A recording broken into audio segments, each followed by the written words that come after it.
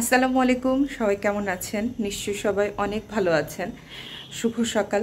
সকালে ঘুম থেকে উঠে ফামিকে রুটি বানিয়ে খাইয়ে স্কুলে পাঠিয়ে দিলাম। ও স্কুলে চলে গেল। তো এখন আমি বাকি রুটিগুলি বানাবো। এতে এখানে আমি রুটির সব কিছু বানিয়ে নিয়েছি, খামির টামির করে রেখেছি। আমি শুধু একটা রুটি তাড়াহুড়ো করে বানিয়ে খাইয়ে পাঠালাম। তো এখন বাকিগুলি বসে বসে বানাবো। সকালে ঘুমটা ভাঙলো পার্সেল ভাইয়ের কলে। উনি খুব সকালবেলায় কল দিয়ে দিয়েছেন। আমি কিছু স্কিন কেয়ার প্রোডাক্ট অর্ডার করেছিলাম, তার মাঝখানে দুটাই এসেছে, নারকেল তেল আর ক্যাস্টর অয়েল। এই দুটাই মাত্র এসে পৌঁছালো, আর বাকিগুলো বোধহয় কাল পরশু আসবে। তো পার্সেলটা রিসিভ করলাম। তো এখন বাকি কাজগুলো শেষ করি, রুমটাও ক্লিন করতে হবে। তো অনেক কাজ পড়ে আছে। সকালে ঘুম থেকে উঠে এই কাজগুলো তাড়াতাড়ি সেরে ফেললে মনে হয় যে আমার অনেকগুলো কাজ শেষ হয়েছে, অনেক কাজ এগিয়ে গেছে। রুম এই কাজগুলো পেন্ডিং থাকলে মাথায় মনে হয় যে কোনো কাজই হয়নি। বিশেষ করে বিছানার ঘরটা ডাস্টিং করা, এই দুইটা কাজ শেষ হলে মনে হয় অনেক কাজটা এগিয়ে গেছে। তো এই কাজটা আমি আগে করে ফেলি, এই কাজটা শেষ করি। তো আজকে বাজার থেকে আনা হয়েছে এই যে মাটির আলু।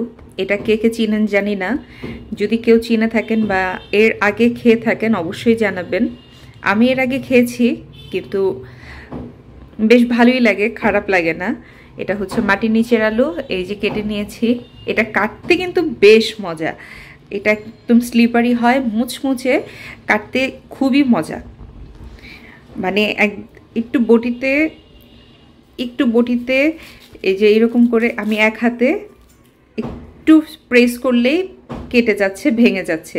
তো আপনি আপনার ইচ্ছা মতো মাপ মতো শেপ করে নিতে পারবেন না, এটা এক এক রকম হবে কাটার পর, কারণ এটা এভাবেই কাটতে হয়। আজকে এটা রান্না করব গরুর মাংস দিয়ে। অনেকে এটা অনেকভাবেই খায়, মাছ দিয়ে খায়, মুরগির মাংস দিয়ে খায়। তো আরও কোনোভাবে খাওয়া যায় কিনা সেটাও জানাবেন। আমি আজকে বিফ দিয়ে রান্না করব। বাহিরে কালো হলেও ভেতরে কিন্তু একদম ধবধবে সাদা। তো কাটা শেষ, এখন সুন্দর করে ধুয়ে নিচ্ছি। একদম ফ্রেশ করে ধুয়ে নিতে হবে, কারণ অনেক আঠালো আঠালো ভাব বের হবে। এটা ধুয়ে নেওয়ার পর একটু হলুদ দিয়ে ভাপ দিয়ে নিব, তাহলে একদম ক্লিয়ার হয়ে যাবে। তো মাংসটাও ধুয়ে নিচ্ছি।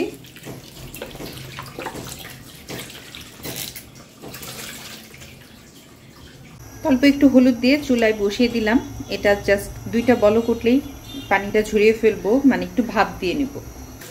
কালকে লাল শাক বেছে ফ্রিজে রেখে দিয়েছিলাম, আজকে লাল শাকটাও ভাজি করব, সেজন্য ভালো করে ক্লিন করে নিচ্ছি।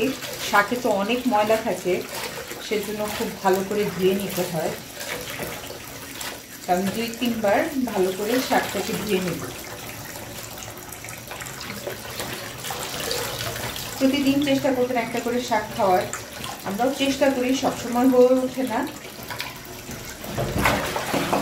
কিন্তু চেষ্টা করি। সবসময় ভালো শাক পাওয়াও যায় না, আবার যখন পাওয়া যায় তখন রান্নার টাইম শেষ হয়ে যায়। বেশিরভাগ সময় এখন দেখি রাতের বাজারগুলো বেশি জমজমাট হয়।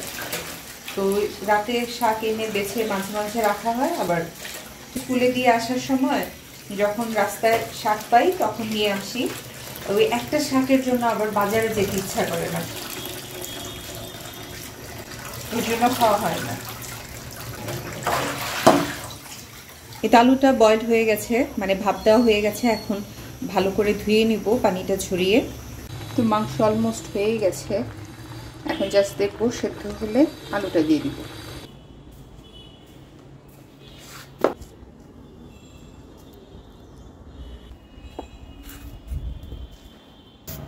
মনে হয় কাপড় শুকাতে একটু সময় লাগবে, আর ঘরের এত কাজ করেছি, কাপড়গুলো আরেকটু আর্লি ধুলে ভালো হতো।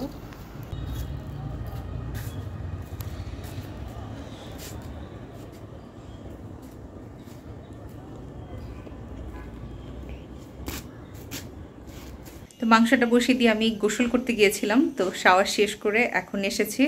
এখন মাংসের ভেতরে আলুটা দিয়ে ফাইনাল টাচটা করে নেব।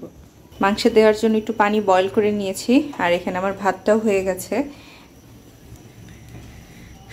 এখন এই আলুগুলো মাংসে দিয়ে রান্নাটা করে নিব। রান্নাটা আমার কমপ্লিট হয়ে গেছে, এখন জাস্ট একটু বাগার দিব, তাহলে আমার রান্না কমপ্লিট। ফার্মি স্কুল থেকে আসলো, গেল গোসলে, আর আমি এখানে রুটি ভেজে নিচ্ছি।